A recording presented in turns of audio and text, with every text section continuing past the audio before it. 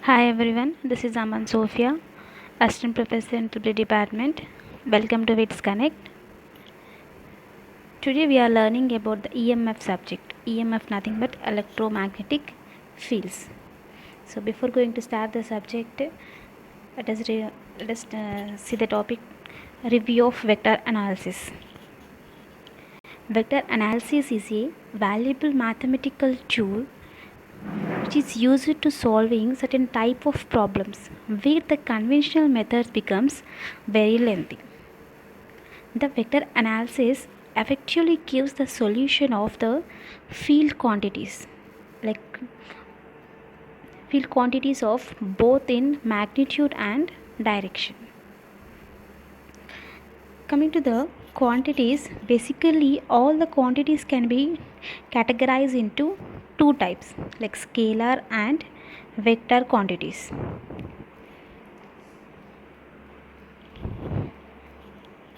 A quantity which gives the magnitudes only, that is known as scalar quantity. Quantity which gives only magnitude is known as scalar quantity. Coming to the examples, mass, time, distance, temperatures, so on. These are the examples which can be considered over scalar quantities. Next, vector quantities. A vector quantities are the quantities which are having both magnitude as well as directions. The quantity which are having both magnitude and direction are known as vector quantities. Vector in general may have n-dimensional space, but in analysis we are concerned with the quantities with 2 and 3-dimensional spaces. Examples for vector quantities are voltage gradient, magnetic field intensity, velocity and accelerations. So all these quantities we are having both direction as well as magnitude. That's the reason we are considering these quantities under vector quantities. Vectors are generally denoted as bold type letters with a bar on the top like A bar, B bar. If you want to take the voltage means we'll consider it as V bar. Okay. This is about the vector quantities.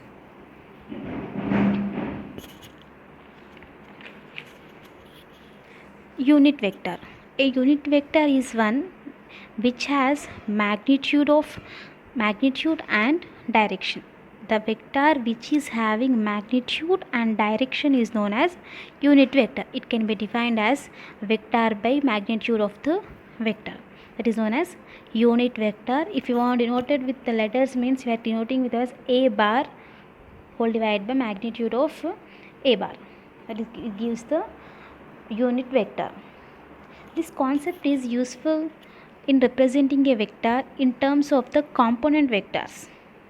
The unit vector is the Cartesian coordinate systems like are ax, ay and az along the x, y, z axis. So if you want to consider three-dimensional system means we'll consider like x, y and z axis. Okay.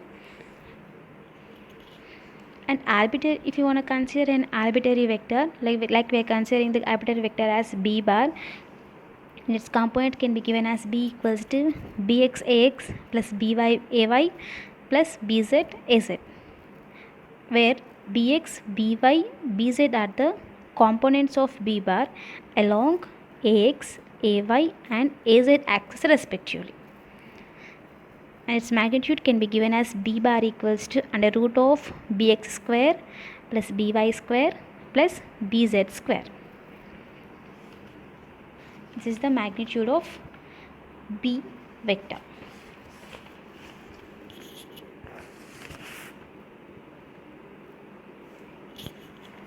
Coming to the dot product of the two vectors A and B can be written as A dot B.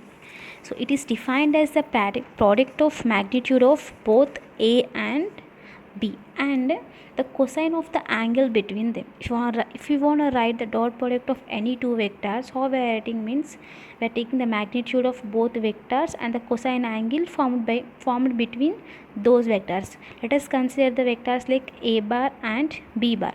So a bar can be given as ax, capital Ax and ax plus ay plus az. Here ax, ay, az are the three-dimensional coordinate at the axis along the Cartesian system x, y and z.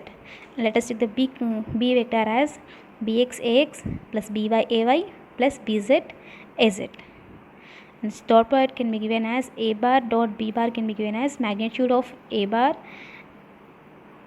dot b bar into cos theta a suffix b, where theta suffix ab is the smaller angle between the vector a and b. The dot product of the two vectors in terms of components, if you want to write in the terms of components, means it can be given as a bar dot b bar equals to ax into ax plus ay plus az whole bracket in dot bx ax plus by ay plus bz az. By multiplying it, we'll get as a bar dot b bar equals to ax bx plus ay by plus az bz. This is about the dot product. Coming to the application of dot product, the dot product can be used to determine the components of any vector in any specified direction.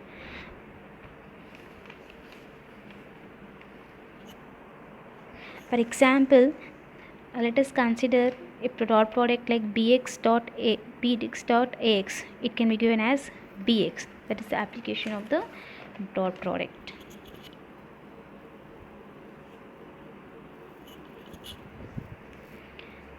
See, basically the coordinate system is classified as now we are considering the three-dimensional coordinate system.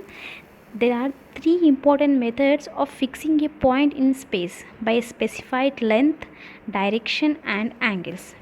They are like first Cartesian coordinate system, cylindrical coordinate system, spherical coordinate system. Basically, three-dimensional coordinate system is classified as to three types. Cartesian coordinate system, by representing with x, y, z. The second classification is cylindrical coordinate system, where expressing in rho, pi, z. Third one is spherical coordinate system, represented with r, theta, pi.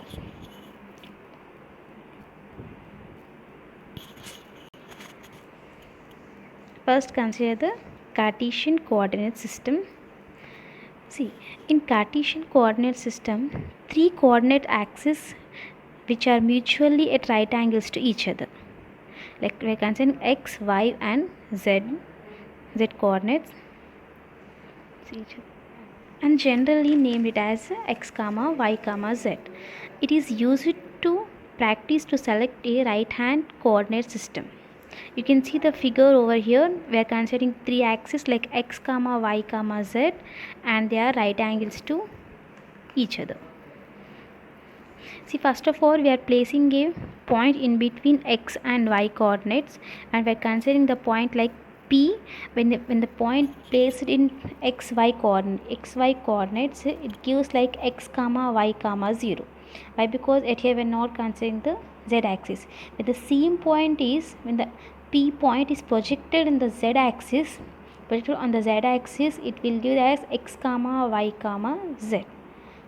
Okay, the point P can be located by giving 3 units along x-axis. Okay, this is about the Cartesian coordinate system. In Cartesian coordinate system, we are considering the three coordinates like x, y and z axis. First of all, we are fixing a point in any two quadrants. That is, we are considering a point in x and y coordinates. When you are considering a point, it gives a point like x, y, 0. The same point is projected in the on the z axis. It gives us x, y, z.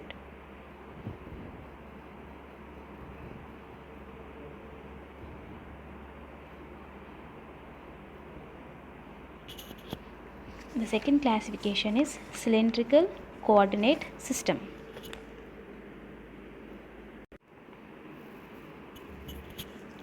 The next classification is cylindrical coordinate system. We know the cylindrical coordinate system as rho, comma, pi, comma, z. Cartesian system is very easy compared to that of cylindrical system. But in Cartesian system, the physics of the problem will be lost. It will be easy to work with coordinate systems. Depending upon the problem, suitable coordinate systems will be selected. Like if it is based on the problem, we are selecting Cartesian, otherwise cylindrical or spherical coordinate system. So you can see the figure over here.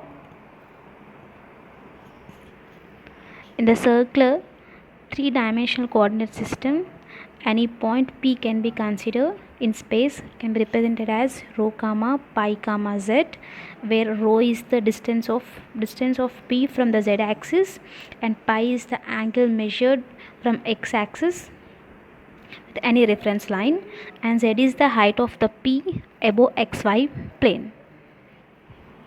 Okay, here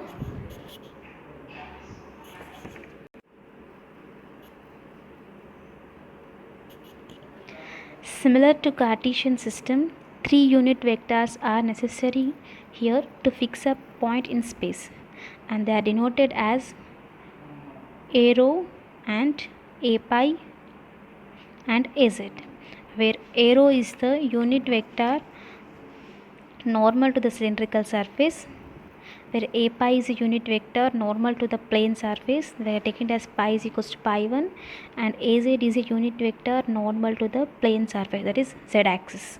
You can see the figure over here.